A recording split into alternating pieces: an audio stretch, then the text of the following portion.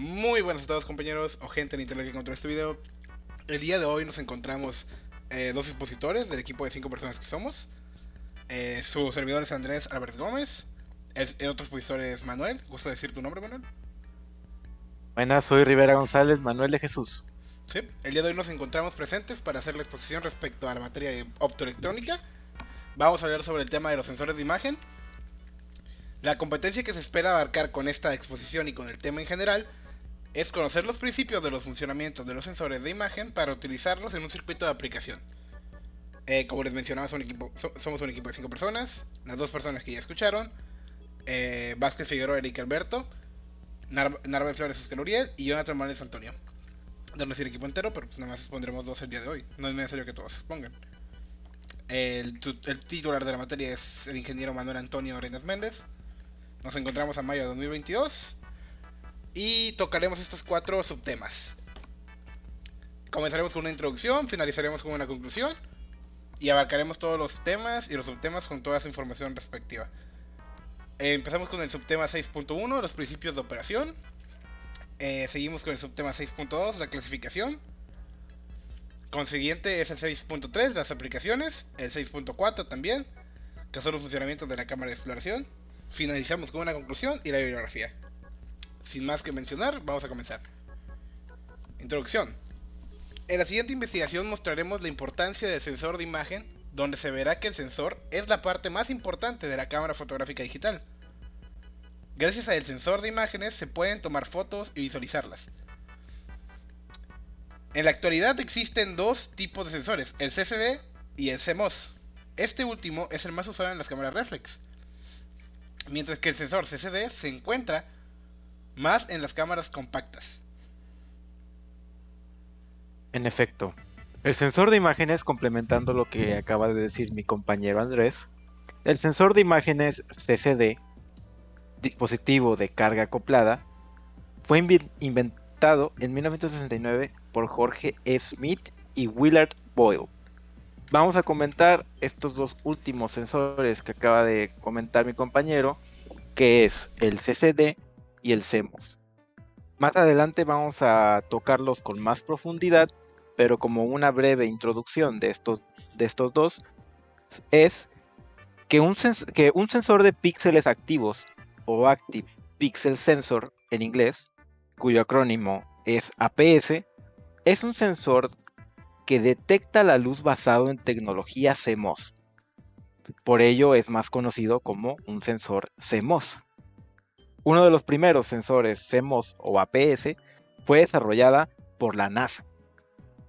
Gracias a la tecnología CMOS, es posible integrar más funciones en un chip sensor, como por ejemplo un control de luminosidad, un corrector de contraste o un conversor análogo digital. Y el otro,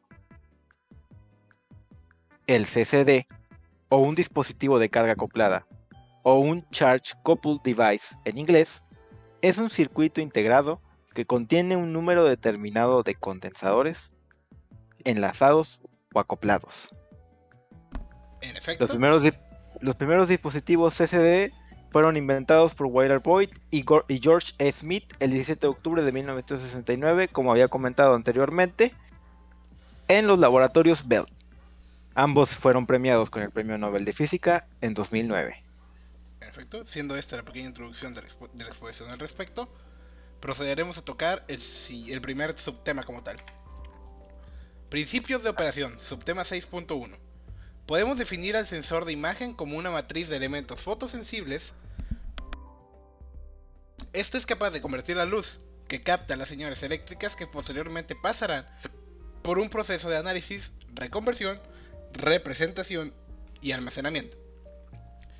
En el apartado de representación se tomará en cuenta si hablamos de un sensor analógico o digital, ya que el patrón puede cambiar dependiendo del tipo de entrada y salida que posee el sensor. Abajo tenemos una imagen del mismo y daremos un poco más de información al respecto. Así es. En los sensores analógicos nos encontraremos con una señal de barrido o escaneo. En los sensores digitales nos encontraremos con un muestreo y posteriormente una conversión numérica de los valores que tengan de luminosidad. Tras finalizar el proceso de almacenamiento de la señal previamente convertida, viene el proceso de representación. Este se lleva a cabo mediante un patrón el cual inventa reconstruir la imagen tomada inicialmente en las cámaras fotográficas. En efecto, procediente de esto tenemos que todos los sistemas que cuantifican el color a partir de tres variables poseen aspectos colorimétricos, colorimétricos. Algunos de los más usados son el sistema RGB, que es de los más populares, el sistema tono, saturación y brillo, el sistema CIE X y Z y el sistema CIE LAB o LAB. El sistema RGB son cantidades que cada uno de los primarios aditivos los que cuantifican que el color. En los sistemas digitales más usuales se usan 8 bits para que el cálculo de cada uno de ellos permita 256 niveles. De aquí que la valoración más usual en los programas de tratamiento de color sea el 0 al 255, para que cada una de las tres magnitudes colorimétricas en conjunto den el número de tonos de colores posibles mediante estas asignaciones numéricas, el cual es de 16.777.216. Exacto. La imagen aquí presentada es una formación de imagen a partir del RGB. Solo para quedar en claro y que no haya dudas, RGB es por las siglas en inglés Red, Green y Blue, que en español sería rojo, verde y azul. Existen dispositivos sensores en los cuales la formación de imagen y el registro de la misma se hace por medios fotoeléctricos. Es decir, la energía radiante de la luz proveniente de la escena es transformada por el sensor en un voltaje, que a su vez es medido por un instrumento adecuado y que el que se registra en forma permanente su valor. En este caso, el proceso ya no es tan evidente ni tan visual como en los ejemplos anteriores, pero, sin embargo, constituye un método mucho más eficiente y cuantitativo a la hora de tomar en cuenta la fotografía. A estos dispositivos fotoeléctricos se les denominan sensores no fotográficos o bien sistemas optoelectrónicos, de ahí el nombre de la materia. Analizamos con detalle este último método. Por ello es necesario referirnos a la asociación fotográfica de la figura 5, que es la que pueden ver a continuación, esta que está viendo en pantalla. La escena en la que se representa la figura son los tres colores que ya mencionaba mi compañero. Al momento de combinarse obtiene esta combinación de los colores y ya sale la imagen original, que es la RGB. Así es. Proseguimos con el tema 6.2. Clasificación. Detectores por formación de imagen.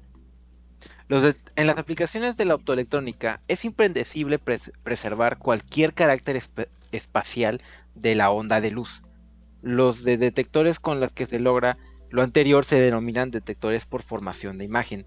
El más conocido, de mayor uso y más devaluado es el de la emulsión fotográfica común, donde cada grupo de granos de haluros de Clarita que integran la emulsión responderá por separado a la integración de la luz incidente.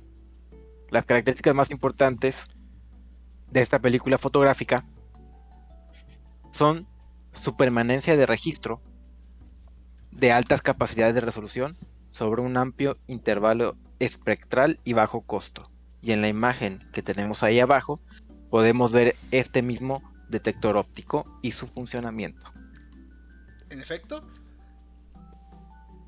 para poder tomar en cuenta lo anterior es necesario poder ponderar su bajo intervalo dinámico, no linealidad y requisitos del procedimiento de humedad, que es lo que mencionaba mi compañero. Es lo que pueden ver en la imagen de abajo, es un detector óptico. Seguimos con los tubos de cámara. La televisión usa sensores de imagen para convertir imágenes fotónicas, las cuales han sido enfocadas por lentes hacia una superficie fotosensible. Dicha superficie puede ser de tipo fotoemisiva, fotovoltaica o fotoconductiva. Estas imágenes electrónicas se reconvierten a imágenes luminosas visibles que un observador mira en forma directa o remota. Mientras que las imágenes transmitidas están en la región visible, las imágenes de entrada pueden estar formadas en cualquier banda espectral del ultravioleta lejano al infrarrojo. En sentido más amplio, estos sensores de imagen deben ser llamados convertidores de imagen. Y ahí abajo podemos observar una imagen que es una construcción de un tubo vidicón. Básicamente, un tubo de cámara de lo que estábamos hablando con anterioridad. Y ahí se puede observar los diferentes componentes que integran este, esta, este Tecnología, tubo, sí. esta tecnología, este tubo de cámara básicamente. Bueno, uno de los primeros tubos de cámara con un blanco de ganancia de almacenamiento fue el orticón de imagen. Más sus tubos de transmisión en estudio bajo condición de iluminación, entre sus características se mencionan, básicamente son las características de los tubos, que utilizan superficies fotoconductivas, sensibilidad de moderadamente alta, mecanismo de ganancia de prealimentación de imagen electrónica, muy baja pérdida de preamplificación, eliminación de pérdida de escena de bajos niveles de iluminación, entre otros. Yes. Seguimos con los dispositivos de imagen de estado sólido. Arreglo de fotodiodos.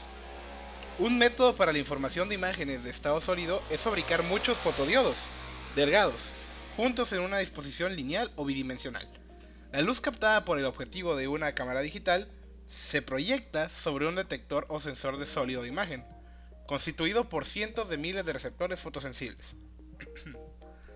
La luz incidente produce que en cada fotodiodo una débil señal eléctrica que se amplifica y convertida en información digital como cadenas de dígitos binarios representen finalmente como cuadraditos de color individualizados llamados píxeles. Sin embargo, las dificultades de la fabricación y las bajas densidades de encapsulamiento de estos han conducido al desarrollo de otros dispositivos que cumplen la misma función, pero de manera más sencilla. Así es. Después de los arreglos de fotodiodos, que son los que vamos a mencionar a continuación, está el siguiente diapositiva, por favor. Sí, sí. El CID o dispositivo de inyección de carga. En este tipo de sensor, cada píxel tiene dos electrodos cubriendo su sustrato de silicona.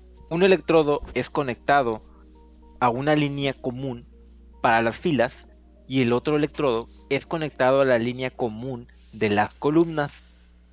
Si los dos electrodos se mantienen con carga positiva, entonces los electrones van a acumular durante la exposición de la silicona a la luz su tiempo de integración. Cuando un electrodo es llevado a una carga negativa, entonces todos los electrones acumulados en la silicona por debajo de ello se migran al electrodo positivo, que todavía está positivo. El CID es mucho menos sensible que el CCD, pero tiene otras ventajas importantes. Los CIDs son menos susceptibles a floración y daños por radiación de los que los SCD que a los SCD. Una ventaja particular es poder evaluar el grado de exposición de la imagen mientras se está realizando su integración. Un píxel dañado de un CID no va a afectar toda una línea como lo puede hacer un CCD. Y esa es su mayor diferencia. En Y en la efecto, imagen tal de ahí como se puede abajo, observar, el CID o CID es un dispositivo de inyección de carga y es la imagen que pueden ver a continuación. en efecto, esa es la imagen del CID que podemos encontrar en la vida real. Sí. Tal y como se menciona en este, vamos a ver ahora el CCD, que es el dispositivo de acoplamiento de transferencia de carga. Ahí igual pueden ver su foto, siendo este el ya mencionado dispositivo de acoplamiento de transferencia de carga en la vida real. Tal y como su nombre lo indica, el CCD conduce su información mediante la transferencia eficiente de paquetes de carga eléctrica. A través del dispositivo, las ventajas ofrecidas por la tecnología CCD son los del incremento de la densidad del encapsulamiento con respecto a la del arreglo de los fotodiodos. La libertad en cuanto al retraso y a la fluorescencia, de misma manera la sensibilidad de bajos niveles de luz. La más significativa es la libertad de la distorsión geométrica de la imagen, que en sí sería la limitación de las cámaras Vidicon. Gran parte del futuro de la información de las imágenes de estado sólido dependen de este dispositivo. Así es. Y ahí abajo podemos encontrar el CCD en la vida real Sí. y básicamente su representación a la hora de estar ya en funcionamiento. Bueno, seguimos con las aplicaciones. El tema 6.3. Pixel. Así es. Podemos definir el píxel del inglés Picture Element como el elemento más pequeño que forma la imagen. Para hacerse una idea visual de su naturaleza. La comparación con los mosaicos formados por pequeñas piedras de colores que conforman una imagen es siempre un ejemplo muy recurrente.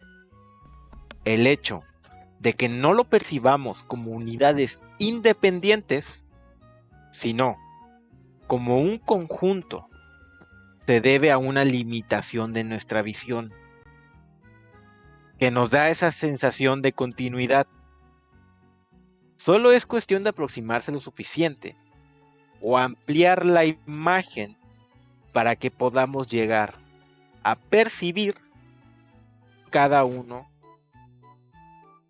de estos elementos cuadrados. Sí, tal y como menciona mi compañero, aquí en la exposición podemos ver, hasta ahí se puede llegar a ver los puntos que se mencionan. Es la conformación de una imagen de la antigüedad, son un montón de piedras juntadas a presión, donde se denomina que cada piedra de cada color distinto es un píxel. Pero sin ir más lejos, si tienen un monitor viejo o alguna pantalla antigua, si se acercan demasiado a la pantalla o tienen algún LCD, van a poder ver estos píxeles de cerca. Se ven como los pequeños cuadrados que son. De hecho, en los televisores CTR de estos, o televisores de caja fuerte, como les dicen por aquí, era muy común que cuando tú te acercabas a estos televisores, podías ver los cuadrititos de píxel que formaba la pantalla. Bueno, seguimos con la resolución del sensor de imagen. Ok.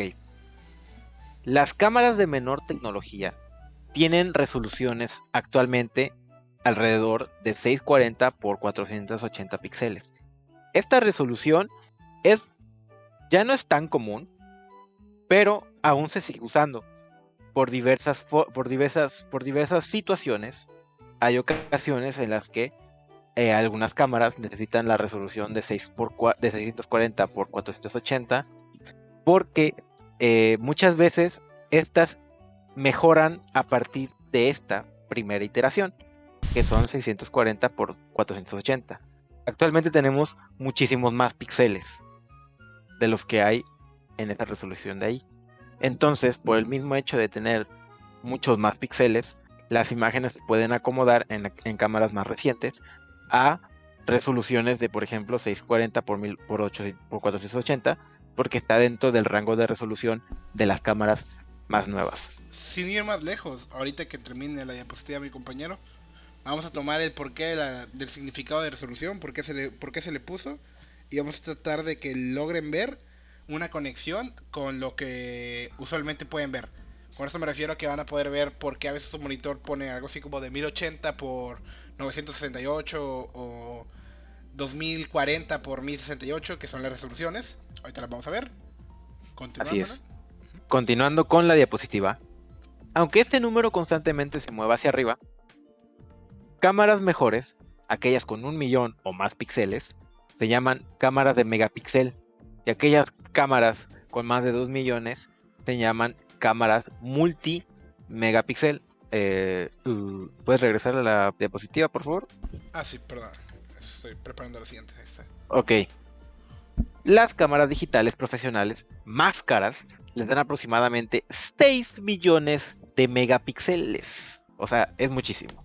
Aunque impresionante, incluso estas resoluciones no igualan los estimados de 20 millones o más de píxeles en la cámara tradicional de película de 35 milímetros y los 120 millones de resolución del ojo humano. La cámara tradicional de 35 milímetros, de hecho, ya no es tan común, pero era muy usada en Estados Unidos. Y para que se den una idea, son estas películas que el rango es muchísimo más ancho que largo. Por eso actualmente ya no se usa mucho, porque no es común que en los cines existan pantallas de esa resolución. Pero sí ha habido películas, o siguen habiendo películas grabadas en cámaras de 35 megapíxeles. Así que sí. Sí, de Siguiente, hecho, pues. sin ir más lejos, por las mismas limitaciones de las pantallas, a veces los fotogramas por segundo no aumentaban de 30. La mayoría de películas que mirábamos en la antigüedad, y una gran parte de las nuevas también, son grabadas a 30 fotogramas por segundo. Porque Y al ser películas diseñadas para la pantalla grande, no pueden ir más allá. Apenas sí, está empezando a aumentar ese más que número. nada por eso, lo que dice mi compañero, las películas al momento de presentarse en una pantalla de cine, por la misma tecnología de las pantallas de cine, estas se quedan bloqueadas en un frame rate de 30. Sí. Mientras que eh, debido a tecnologías más recientes, debido a los Blu-rays y cómo su capacidad de almacenamiento aumenta, ahí pueden aumentar los frame rates a 60. Sí, vamos a mencionar rápido lo de las resoluciones porque pues el tiempo pasa volando, ya llevamos 20 minutos de exposición. El término resolución, que es lo utilizamos varias veces en esta diapositiva, se introdujo en el mundo de las computadoras para los monitores como una manera de describir el monitor o pantalla.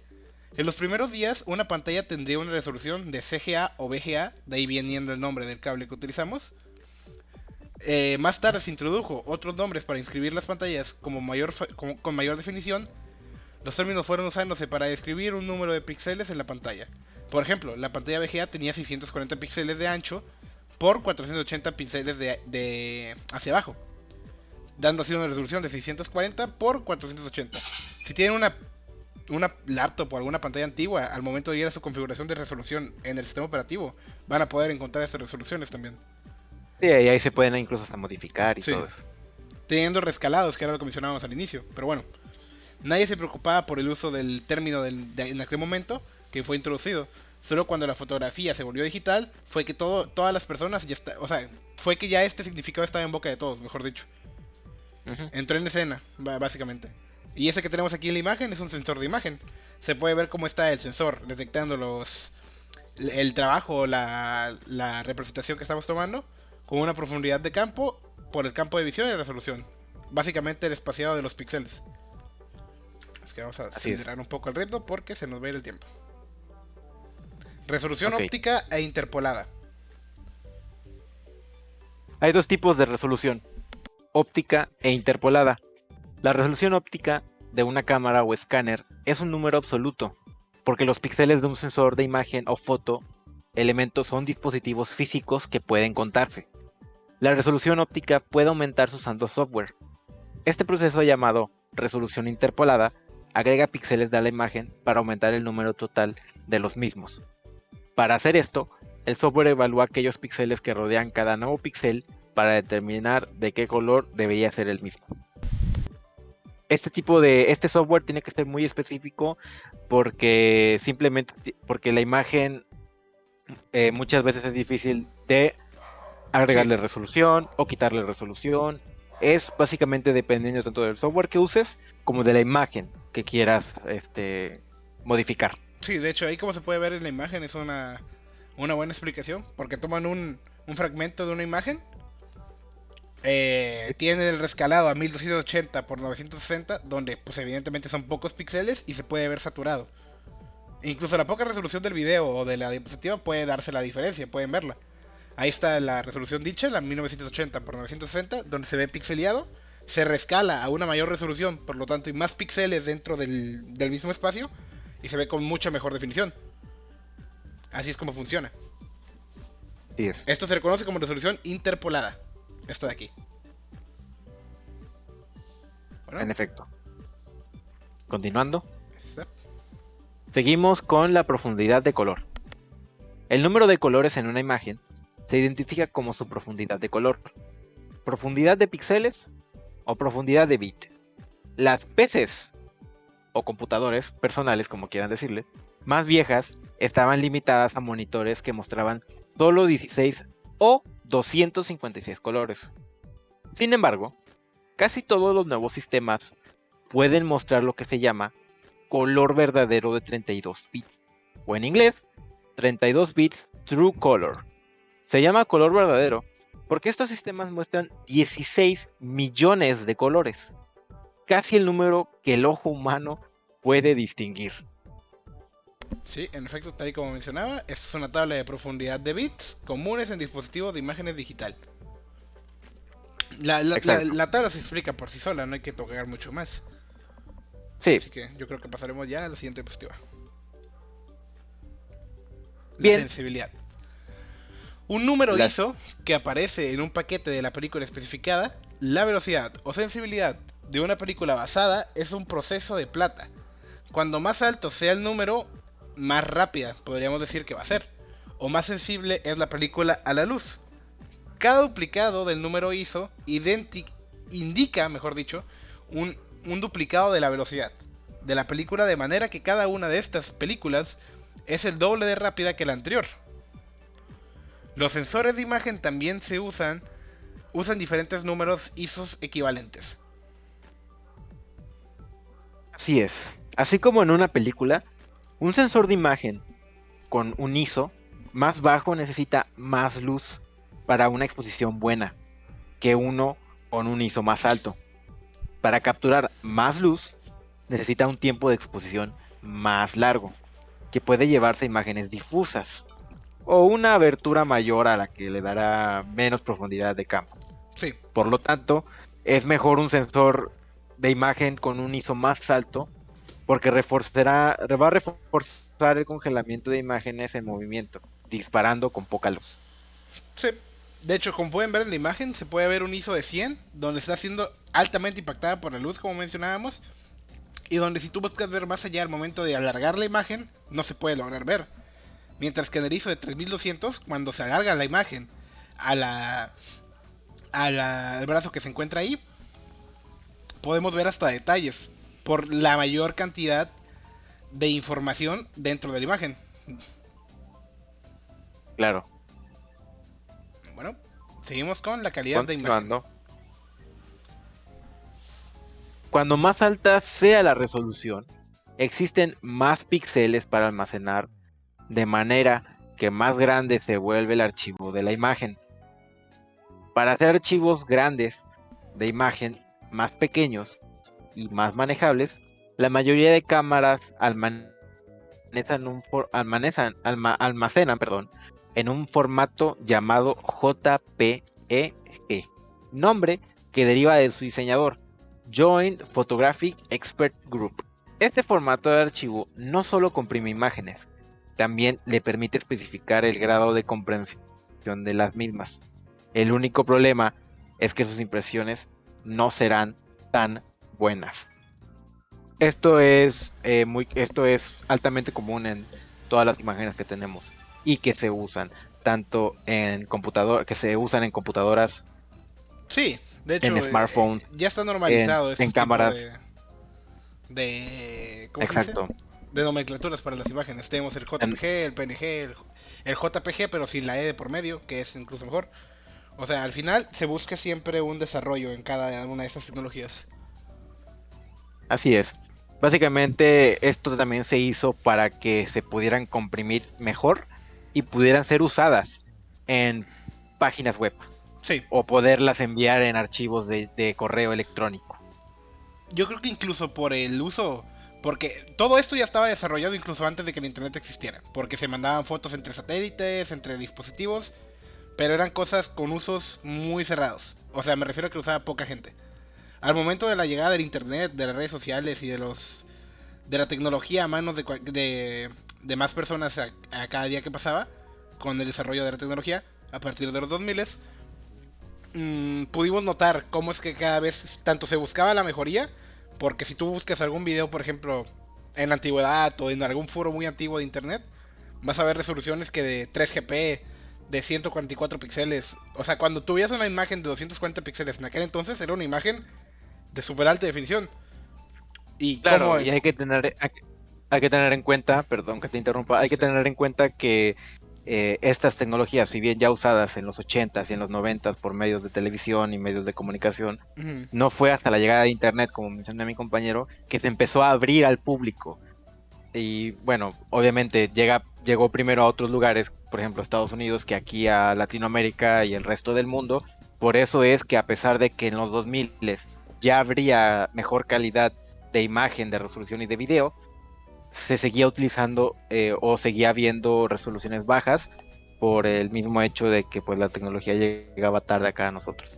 Sí, sin mencionar del retraso tecnológico siempre ha sufrido, a veces era más que todo, porque aunque tú tuvieras una computadora, tuvieras una conexión a internet, a veces la conexión a internet era tan baja que una imagen de alta definición tardaba en cargar, cargaba por partes. Te cargaba, yo qué sé, la parte de arriba, los píxeles de arriba, pasaba un instante, te cargaba la siguiente parte y así. Porque como eran demasiados píxeles, no le daba la velocidad de descarga para poder bajar la imagen a tiempo real. Puesto. Y además las imágenes con mejor calidad tienden a ser más pesadas y en su momento no había Sí. tanto almacenamiento en computadoras y cosas así. Como se Ok, mencionaba en el tema de los píxeles, de las resoluciones, pues al haber más píxeles, al tener más resolución, hay más píxeles metidos en el mismo espacio, lo cual lo vuelve más pesado, pero pues con mayor resolución. Bueno, vamos con el tema 6.4, último tema. así es. Funcionamiento de una cámara de exploración. El elemento básico que determina las características de una cámara fotográfica digital es el sensor, dispositivo electrónico digital que reemplaza a la película. Es una matriz de pequeñas celdas perfectamente alineadas en filas y o columnas. La información que entrega el sensor consiste en diferentes niveles de corriente eléctrica para esta celda. Esta información es procesada por un TAC, Digital Analog Converter, donde la señal eléctrica es convertida en datos digitales. Aquí es donde tiene lugar la interpolación. Estos datos digitales son archivados en la memoria de la cámara. Finalmente son representados como cuadritos de color individualizados llamados píxeles. En efecto, tal y como mencionaba mi compañero, podemos ver aquí en la imagen también el procedimiento mencionado, donde está la luz proveniente, se genera una carga eléctrica y sale la codificación digital en el AS. Bueno, no vamos a profundizar tantísimo ya que nos queda poco tiempo. Vamos ya con la conclusión. Tras haber mostrado diferente tipo de información sobre el sensor de imagen, podemos concluir que el sensor de imagen, como una matriz de elementos fotosensibles, este es capaz de convertir la luz que capta en señales eléctricas que posteriormente pasarán por un proceso de análisis, reconversión, representación y Y almacenamiento. almacenamiento. En el apartado de representación se tomará en cuenta si hablamos de un sensor análogo o digital, ya que el patrón puede cambiar dependiendo del tipo de entrada y salida que posea el sensor. En efecto, llegando así al final de esta exposición, tenemos aquí la bibliografía, formato APA, o sea, como siempre, todo lo básico. Y ahí donde pueden ver que dice el link para ver la exposición, pues efectivamente uno subimos el video. En cuanto lo subamos, pues estará presente ahí el link. Dando así por finalizada la exposición. Gracias por su tiempo. Así es. Muchas gracias por su atención.